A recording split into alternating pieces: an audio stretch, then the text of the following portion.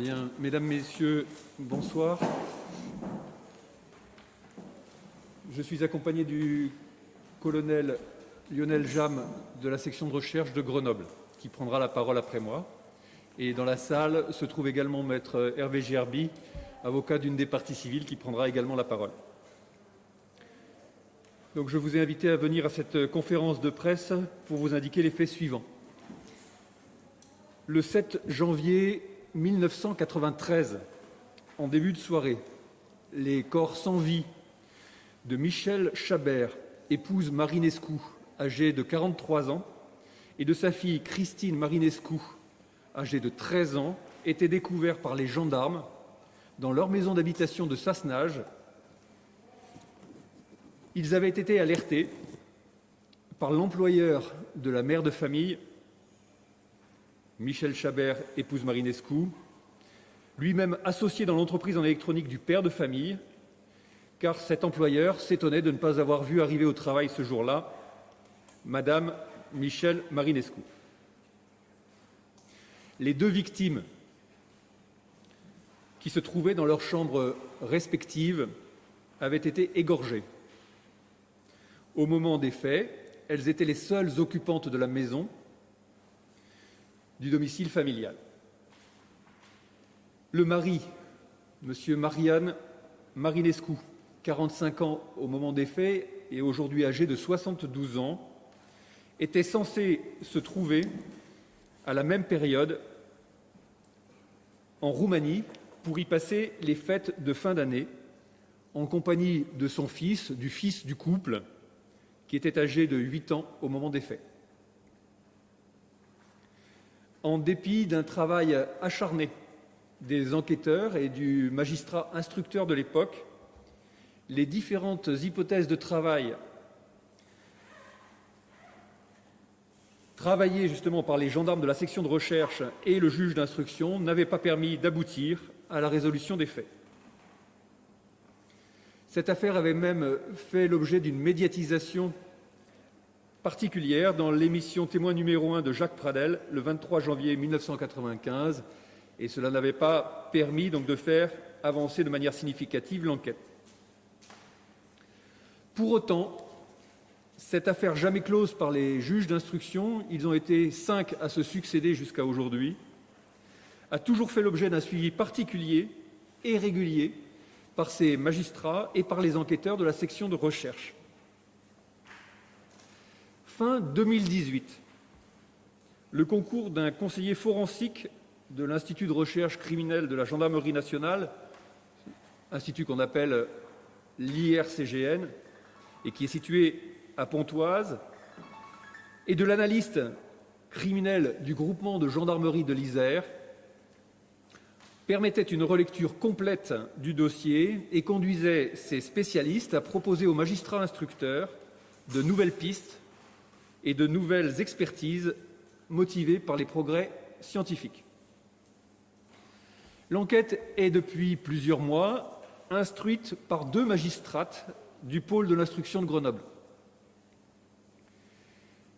L'enquête a, depuis l'origine, été confiée à la section de recherche de la gendarmerie, dont le commandant actuel est à mes côtés. C'est le groupe Cold Case qui l'a mise en œuvre, qui est actuellement chargé de cette enquête. Les enquêteurs de la section de recherche ont été appuyés par le service central de renseignement criminel de la Gendarmerie nationale, et l'enquête, grâce à ces spécialistes, grâce à ces enquêteurs, a connu un rebondissement majeur en ce tout début d'année 2021, en raison donc des résultats fournis par le laboratoire d'analyse génétique de l'IRCGN. En effet, le laboratoire d'analyse génétique de la Gendarmerie nationale a mis en évidence de nombreuses traces de sperme de Marian Marinescu sur le pantalon de sa fille Christine.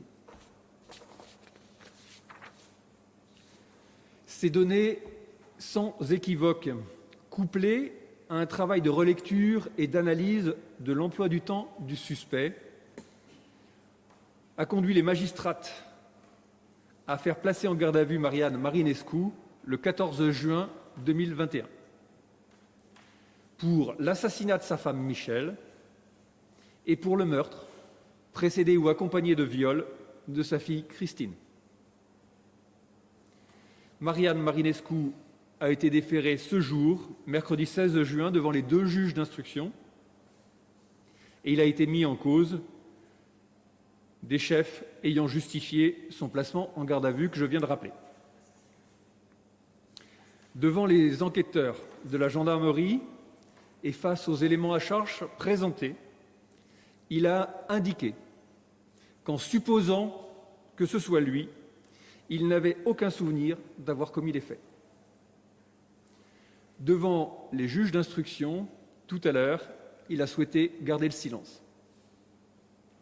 Il a été placé en détention provisoire par le juge des libertés et de la détention. Il encourt la réclusion criminelle à perpétuité. Il importe de rappeler, comme je le fais à chaque fois, que le mis en cause, malgré ces éléments à charge que je viens de relater, reste présumé innocent jusqu'à sa condamnation définitive par un tribunal. Cette enquête, au long cours, elle aura duré 28 ans, illustre la nécessité, défendue depuis longtemps par le procureur général de Grenoble, Jacques Dallest, de ne jamais perdre de vue ces affaires non résolues.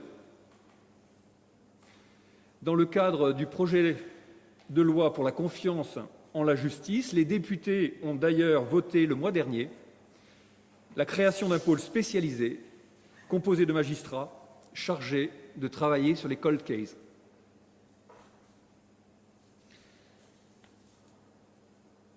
Je vais laisser maintenant la parole au colonel Jam et ensuite Hervé Gerby, avocat, prendra la parole également pour 2 parties civiles, la sœur de Michel Marinescu et son beau-frère. Il y a une autre partie civile dans ce dossier en la personne du fils du couple. Il a un autre avocat et cet avocat n'a pas souhaité donc s'exprimer aujourd'hui devant vous comme je le lui avais proposé. En revanche, cet avocat m'a demandé donc de vous passer le message suivant, qui est que ce fils donc, de la victime et du mis en examen ne souhaitait pas être identifié ni interrogé. Et je vous demande, devant ce drame familial épouvantable, de bien vouloir respecter ce choix. Quant à l'avocat du mis en examen, il a bien sûr été invité également donc à s'exprimer, à prendre la parole après nous aujourd'hui, mais il n'a pas souhaité à ce stade s'exprimer.